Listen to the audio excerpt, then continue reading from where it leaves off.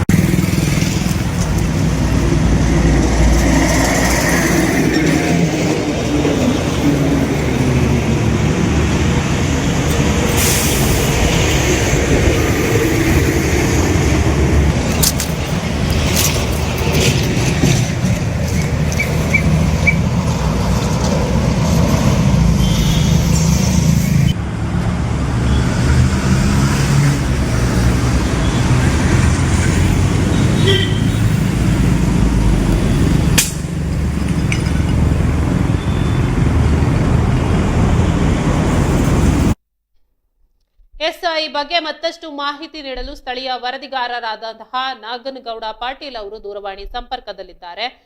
ನಾಗನಗೌಡ ಅವರೇ, ಏನಿದೆ ಇದ್ರ ಬಗ್ಗೆ ಹೆಚ್ಚಿನ ಮಾಹಿತಿ?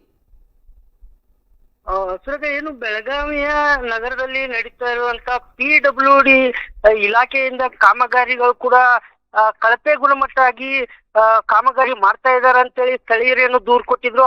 ದೂರಿನ ಮೇರೆಗೆ ನಾವು ವರದಿಯನ್ನ ರೆಡಿ ಮಾಡ್ಲಿಕ್ಕಂತೇಳಿ ಸ್ಥಳ ಪರಿಶೀಲನೆ ಮಾಡಿದಾಗ ಕೂಡ ಅಲ್ಲಿ ಕಂಡು ಬರುವಂತ ಏನು ಕಳಪೆ ಕಾಮಗಾರಿಗಳ ಬಗ್ಗೆ ಏನು ಇಲಾಖೆಯ ಇಂಜಿನಿಯರ್ಗಳು ಕೂಡ ಮಾಹಿತಿಯನ್ನ ನೀಡಿ ಅವ್ರ ಗಮನಕ್ಕೂ ತೆಗೆದುಕೊಂಡು ಬಂದ್ರು ಕೂಡ ಇದುವರೆಗೂ ಕೂಡ ಯಾವುದು ಅದರಲ್ಲಿ ಅಧಿಕಾರಿಗಳು ಯಾರು ಕೂಡ ಉತ್ತರವನ್ನ ಕೊಡ್ಲಿಕ್ಕೆ ಸಾಧ್ಯ ಆಗ್ತಾ ಇಲ್ಲ. ಸುರೇಖ, ಈ ಕಳಪೆ ಕಾಮಗಾರಿ ಶುರುವಾಗಿ ಎಷ್ಟು ದಿನ ಆಗಿದೆ?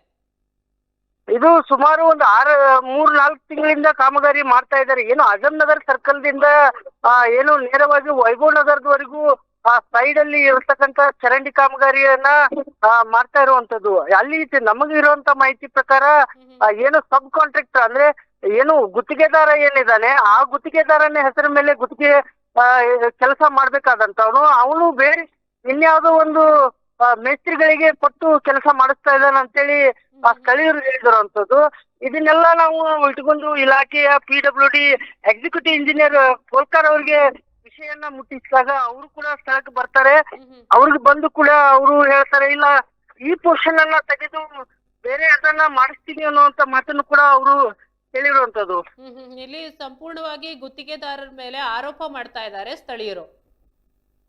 ಇಲ್ಲಿ ಗುತ್ತಿಗೆದಾರನ ಮೇಲೆ ಆರೋಪ ಮಾಡೋದು ಒಂದ್ ಕಡೆ ಆದ್ರೆ, ಇನ್ನು ಸ್ವತಃ ಇಲಾಖೆಯ ಏನು ಎಕ್ಸಿಕ್ಯೂಟಿವ್ ಇಂಜಿನಿಯರ್ ಏನಿದ್ದಾರೆ ಅವರು ಕೂಡ ಸ್ಥಳ ಮಾದರಿಯನ್ನ ಮಾಡ್ತಾರೆ.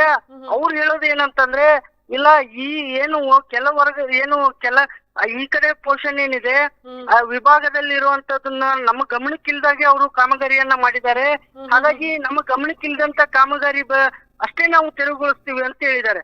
ಇಲ್ಲಿ ಇರುವಂತ ಪ್ರಶ್ನೆ ಏನಂತಂದ್ರೆ ಅದೇ ಸೇಮ್ ಕ್ವಾಲಿಟಿ ವರ್ಕ್ ಕೂಡ ಏನು ವೈಭವ್ ನಗರದಿಂದ ಹಿಡಿದು ವಿಶಾಲ್ ಡಾಬಾದವರೆಗೂ ಕೂಡ ಆ ಕಾಮಗಾರಿ ಒಂದೇ ವ್ಯಕ್ತಿ ಮಾಡಿರುವಂತದ್ದು, ಅದು ಕೂಡ ಕಳಪೆ ಕಾಮಗಾರಿ ಆಗಿರೋದು ಎಲ್ಲವೂ ಕೂಡ ನಮ್ಮ ವಿಡಿಯೋದಲ್ಲಿ ಸ್ಪಷ್ಟವಾಗಿ ಕಾಣ್ತಾ ಇರುವಂತದ್ದು. ಇದನ್ನೆಲ್ಲ ನೋಡಿದ್ರೆ ಎಲ್ಲೋ ಒಂದ್ ಕಡೆ ಕ್ವಾಲಿಟಿ ಅಂದ್ರೆ ಗುಣಮಟ್ಟದ ಪರೀಕ್ಷೆ ಕೂಡ ಅಧಿಕಾರಿಗಳು ಮಾಡಿಲ್ಲ ಅಂತೇಳಿ ಕಣ್ಣು ಮುಚ್ಚಿ ಕುಳಿತಿದಾರ ಅಂತೇಳಿ ಕೂಡ ಇಲ್ಲಿ ಪ್ರಶ್ನೆ ಹುಟ್ಟುವಂತದ್ದು. ಸುರೇಖಾ. ಎಸ್ ನಾಗನಗೌಡ, ಧನ್ಯವಾದ ನಿಮ್ಮೆಲ್ಲ ಮಾಹಿತಿಗಾಗಿ.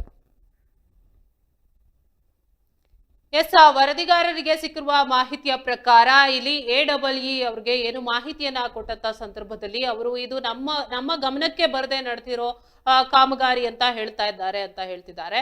ಏನು ಅಧಿಕಾರಿಗಳ ಗಮನಕ್ಕೆ ಬರದೆ ಇಲ್ಲಿ ಕಾಮಗಾರಿ ನಡೀತಾ ಇದೆಯಾ ಅನ್ನೋದು ಇಲ್ಲಿ ಅನುಮಾನಕ್ಕೆ ಎಡೆ ಮಾಡಿಕೊಟ್ಟಿರುವಂತದ್ದು.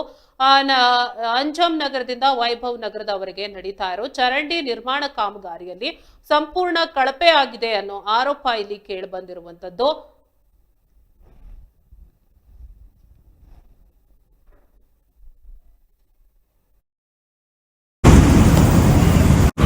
ಅಲ್ಲ, ಸಾರ್ವಜನಿಕರ ಮಾಹಿತಿ ಇರಲಿ, ಅದು ಕೊಡಿ.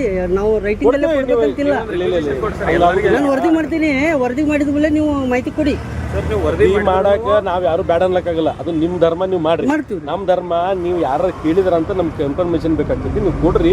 ನಿಮ್ ಇಂಥ ವರದಿ ನಾನು ವರದಿ ಡೀಟೇಲ್ಸ್ ಬೇಕಂತ ಕೊಡ್ತಾರ ಅವ್ರಿಗೂ ಬೇಕಲ್ಲ. ನಾಳೆ ಯಾರು ಈಗ ಸರ್ ಇದು ವರ್ಕ್ ಸರಿಯಾಗಿ ಆಗಿತ್ತಾ ಅಥವಾ ಏನು ಜಾಸ್ತಿ ಆಗಿದೆ ಅಂತ ಹೇಳಿದವಲ್ಲ ಅವ್ರಿಗೆ ಸ್ಯಾಂಡ್ ಅಲ್ಲಿ ಪೌಡರ್ ಕಣ್ಣು ಜಾಸ್ತಿ ಆಗಿದೆ ಅಂತ ಅವ್ರು ಮೊನ್ನೆ ಅವ್ರಿಗೆ ಇನ್ಸ್ಟ್ರಕ್ಷನ್ ಹೋಗಿ ಸೀವ್ ಮಾಡಿ ಹೇಳಿದಾರ. ಮೇಲಿನ ಸ್ಲ್ಯಾಬ್ ಅಂತ ತೆಗಿತಾರ. ಅದು ತೆಗೆದಾದ ನಂತರ ವಾಪಸ್ ಹಾಕಿದ್ಮೇಲೆ ನೋಡ್ರಿ, ನಿಮ್ಗೆ ಏನೋ ಡೌಟ್ ಬರೋದು. ಅಲ್ಲ, ಈಗ ತೆಗಿಯೋದು ಮೇಲಿನ ಪೋರ್ಷನ್ ಅಷ್ಟೇ ಕೆಳಗಡೆ ಬೆಡ್ಡಿಂಗ್ ಇದೆ ಸರ್. ಬೆಡ್ಡಿಂಗ್ ಆಗಿದೆಯಾ ಅಂತೇಳಿ ಕನ್ಫರ್ಮ್ ಇದೆಯಾ? ಫೋಟೋಸ್ ಎಲ್ಲ ತೋರಿಸ್ರಪ್ಪ. ಒಂದ್ ಕೆಲಸ ಮಾಡ್ರಿ, ನೀವೆಲ್ಲ ಫೋಟೋಸ್ ಅವ್ರಿಗೆ ಕೊಡ್ರಿ, ಇಲ್ಲ ತೋರ್ಸ್ರಿ. ನಾನು ಒಂದು ವಿಡಿಯೋ ನೀವು ಹೇಳತ್ತೀವಲ್ಲ ಅಲ್ಲಿ ಆ ಪೋರ್ಷನ್ ಹಿಂಗಿದೆ ಅಂತ ಹೇಳಿ ಅಷ್ಟೇ ಪೋರ್ಷನ್ ಆಗಿರೋದು ಅಂತ ನಾವೇ ಹೇಳತ್ತೀವಿ. ಬೇಕಾದ್ರೆ ಫೋಟೋ ತೋರಿಸ್ತಾರ, ಮ್ಯಾಟ್ ಯೂ ಶೇಪ್ ಹಾಕಿದ್ದು ನೋಡ್ರಿ. ನಿಮ್ಗೆ ನೋಡಿ ಗಮನಕ್ಕೆ ಬರಲಿಲ್ಲ ಅಂದ್ರೆ ನಂಗೆ ಹೇಳ್ರಿ. ಈ ಪೋರ್ಷನ್ ಅಷ್ಟೇ ನನ್ನ ಗಮನಕ್ಕೆ ತಂದ್ರು. ಇಲ್ಲಿ ಮಾಡ್ಬೇಕಾದ್ರೆ ನಿಮಗೆ ಇದನ್ನಾಗುತ್ತೆ ಸರ್. ಅಲ್ಲಿ ಇನ್ನೂ ಅಲ್ಲಿ ಇದೆ, ಅಲ್ಲಿ ತೋರಿಸ್ರಿ, ಕಂಪ್ಲೀಟ್ ತೋರಿಸ್ರಿ ಅಂತ ಸರಿ. ನಂಗೆ ಮೀಟಿಂಗ್ ಇದೆ. ಹಂಗಿಲ್ರಿ ಸರ್. ಇದು ಇಶ್ಯೂ ಎದಕ್ಕಿತ್ತಂದ್ರೆ ಕಾಂಕ್ರೀಟ್ ಹಾಕಿದ ಮುಂಚೆ ಮಳೆ ಬಂದಿತ್ತು ಸರ್. ಮಳೆ ಬಂದಿದ್ದಕ್ಕೆ ಹಿಂಗಾಗಿತ್ತು. ಇವರು ನೋಡಿಲ್ಲ. ನಾನು ಇಲ್ಲೇ ಇದ್ದೇನೋ. ಮಳೆ ಯಾವಾಗ ಬಂದೈತೆ ಅಲ್ಲಿ? ಎಸ್, PWD ಎಕ್ಸಿಕ್ಯೂಟಿವ್ ಇಂಜಿನಿಯರಿಂಗ್ ಆದಂತಹ ಕೋಲ್ಕರ್ ಅವರು ನಮ್ಮ ಜೊತೆ ದೂರವಾಣಿ ಸಂಪರ್ಕದಲ್ಲಿದ್ದಾರೆ. ಸರ್, ಬೆಳಗಾವಿ ಜಿಲ್ಲೆಯಲ್ಲಿ ಏನು ವೈಭವ್ ಅಂಜಮ್ ನಗರದಿಂದ ವೈಭವ್ ನಗರದವರೆಗೆ ಚರಂಡಿ ಕಾಮಗಾರಿ ನಡೀತಾ ಇದೆ. ಅದು ಕಳಪೆ ಕಾಮಗಾರಿ ಅಂತ ದೂರು ಬಂದಿದೆ. ಇದ್ರ ಬಗ್ಗೆ ವರದಿ ಆಗಿದೆ. ಇದು ನಿಮ್ ಗಮನಕ್ಕೆ ಬಂದಿದ್ಯಾ ಸರ್? ಎಲ್ಲೂ ಕಳಪೆ ಆಗಿಲ್ಲ. ನಾನು ಹೋಗಿ ವಿಸಿಟ್ ಮಾಡಿದೀನಿ. ಗಮನಕ್ಕೆ ಬಂದಿದ್ದು ನಿಮ್ ರಿಪೋರ್ಟರ್ ಬಂದಿದ್ರು, ತೋರಿಸಿದ್ರು, ನೋಡ್ಕೊಂಡ್ ಬಂದಿದ್ದೀನಿ. ನಾನು ವಿಸಿಟ್ ಮಾಡ್ಕೊಂಡ್ ಬಂದಿದ್ದೀನಿ. ಒಂದ್ ಪೋರ್ಷನ್ ಒಂದ್ 5 ಮೀಟರ್ದು ಸ್ಲ್ಯಾಬ್ ಹಾಕ್ಬೇಕಾದಾಗ ವಿದೌಟ್ ಇನ್ಸ್ಟ್ರಕ್ಷನ್ ನಮ್ಗೆ ಇನ್ಫಾರ್ಮ್ ಮಾಡ್ದಂಗ ಹಾಕಿದ್ರು. ಅದನ್ನ ರಿಮೂವ್ ಮಾಡಕ್ ಹೇಳಿದ್ವಿ. ಅದ್ ಬಿಟ್ಟು ಬೇರೆ ಏನು ಪ್ರಾಬ್ಲಮ್ ಆಗಿಲ್ಲ. ಅದು ಬಿಟ್ಟು ಏನು ಪ್ರಾಬ್ಲಮ್ ಆಗಿಲ್ಲ. ಕಳಪೆ ಕಾಮಗಾರಿ ಆಗಿಲ್ಲ ಅಂತ ಹೇಳ್ತಾ ಇದ್ದೀರಾ? ಡೆಫಿನೆಟ್ಲಿ ಆಗಿಲ್ಲ. ಇದು ಬೇರೆ ಪೋರ್ಷನ್ ಅದು ಅಲ್ಲಲ್ಲಿ ಬಿರುಕು ಬಿಟ್ಟಿದೆಯಲ್ಲ ಸರ್, ಅದು ಏನಕ್ಕೆ ಕಾರಣ ಏನಿರ್ಬೋದು? ಎಲ್ಲೂ ಆಗಿಲ್ಲ ಹಂಗೆ. ಒಂದು ಕಡೆಗೆ ಏನಾರು ಬಿಸಿಲಿಗೆ ಏರ್ ಕ್ರ್ಯಾಕ್ ಬರ್ತವೆ. ಏರ್ ಕ್ರ್ಯಾಕ್ ಇದೆ, ಏನ್ ಡೀಪ್ ಏನಿಲ್ಲ. ಚೆಕ್ ಮಾಡಾಗಿದೆ ನಾವು. ಸಂಪೂರ್ಣವಾಗಿ ಗೊತ್ತಾಗ್ತಾ ಇದೆ ಅಲ್ಲಲ್ಲಿ ಬಿರುಕು ಬಿಟ್ಟಿದೆ. ಅದು ಅಥವಾ ಅದೇ ವಿಚಾರ ಅಥವಾ ಅದೇ ಪೋರ್ಷನ್ ಏನ್ ತೋರಿಸಿದ್ರಲ್ಲ ಅದೇ ಪೋರ್ಷನ್ ಇದೆ, ಬೇರೆ ಕಡೆ ಎಲ್ಲೂ ಇಲ್ಲ. ಏನ್ ಸರ್? ಏನು ಸಮಸ್ಯೆ ಆಗಿಲ್ಲ ಬಿಡಿ. ಸಮಸ್ಯೆ ಆಗಿಲ್ಲ ಅಂತಂದ್ರೆ ನೀವು ಹೇಳ್ಬೋದಲ್ಲ. ಮುಂದೆ ಏನಾದ್ರು ಆದ್ರೆ ಯಾರು ಹೊಣೆ ಸರ್? ಕಳಪೆ ಆಗಿಲ್ಲ ಅಂದ್ರೆ ಮುಂದೆ ಆಗ್ಲಿಕ್ಕೆ ಸಾಧ್ಯನೇ ಇಲ್ಲಲ್ಲ. ಆದ್ರೆ ಅಲ್ಲಲ್ಲಿ ವಿಜುವಲ್ಸ್ ಅಲ್ಲಿ ನಾವು ನೋಡ್ತಾ ಇದೀವಿ. ಬೇಕಿದ್ರೆ ನಿಮ್ಗೆ ವಿಜುವಲ್ಸ್ ನಾವು ಕಳಿಸ್ಕೊಡ್ತೀವಿ. ನನಗೇನ್ ಬೇಡ, ಕಳ್ಸೋದ್ ಬೇಡ, ನೀವೇ ಬನ್ನಿ ತೋರಿಸ್ತೀನಿ ನಾನು. ಅದೇ ನಾವು ನೋಡ್ತಾ ಇದೀವಿ ಸರ್. ನೀವು ಬನ್ನಿ ಸೈಟಿಗೆ, ತೋರಿಸ್ತೀನಿ ನಾನು. ನೋಡ್ತಾ ಇದೀವಿ ಸರ್. ನಾವು ಸೈಟಿಗೆ ಬರೋದಲ್ಲ, ನಾವು ನೋಡಿದ್ರೆ ನೀವು ಅಲ್ಲಿ ಬಂದು ತೋರಿಸಿ. ನನಗೇನು ವಿಜನ್ ಅಲ್ಲಿ ತೋರಿಸೋ ಅವಶ್ಯಕತೆ ಇಲ್ಲ. ನಮ್ ಕಣ್ಣಾರೆ ನೀವು ಸೈಟಿಗೆ ಬಂದ್ರೆ ನಾವು ತೋರಿಸ್ತೀವಿ. ಸರಿ ಸರಿ. ಅಲ್ಲಿ ಬಿರುಕು ಬಿಟ್ಟಿರೋದು ನಮ್ ರಿಪೋರ್ಟ್ ಬರ್ತಾರೆ. ನೀವು ಬನ್ನಿ ಸೈಟಿಗೆ, ತೋರಿಸ್ತೀನಿ ನಾನು. Okay sir.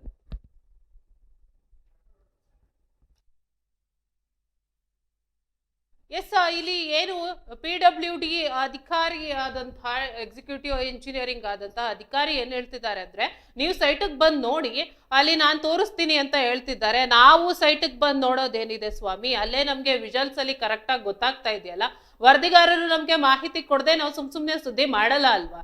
ಕಳಪೆ ಕಾಮಗಾರಿ ನಡೆದಿದ್ಯಾ ಇಲ್ವಾ ಅಂತ ಅನ್ನೋದನ್ನ ನೀವು ಅದನ್ನ ಕರೆಕ್ಟ್ ಆಗಿ ಮಾಹಿತಿ ನೀಡಬೇಕು. ಅದ್ ಬಿಟ್ಟು ನೀವು ಬಂದು ಅದನ್ನ ನಾವು ಬಂದು ಕಳಪೆ ಕಾಮಗಾರಿ ತೋರಿಸೋದೇನು, ನೀವು ಅದನ್ನ ಪರಿಶೀಲನೆ ಮಾಡಬೇಕು. ಅದು ನಿಮ್ಮ ಜವಾಬ್ದಾರಿ ಆಗಿರುವಂತದ್ದು.